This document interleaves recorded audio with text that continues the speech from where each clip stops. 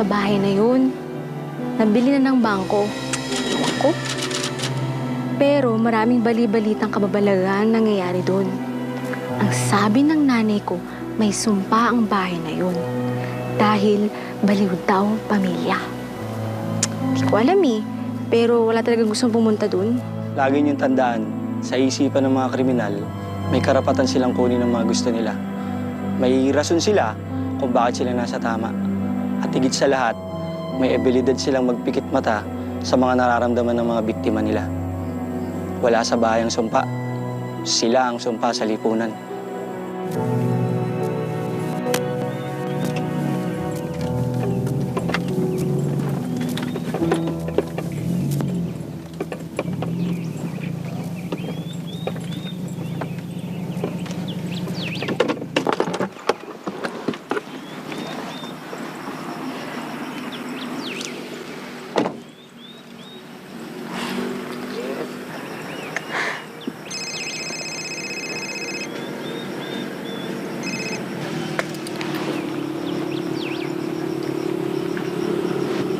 Nay!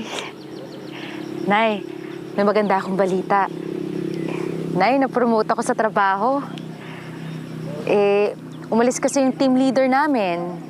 Swertihan lang talaga. Nay, ano ka ba? Ikaw yung dapat magpahinga. Baka magkasakit ka na naman dyan eh. Sige, Nay. Maya-maya, nandyan na rin ako.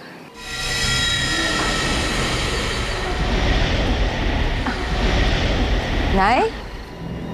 Nay?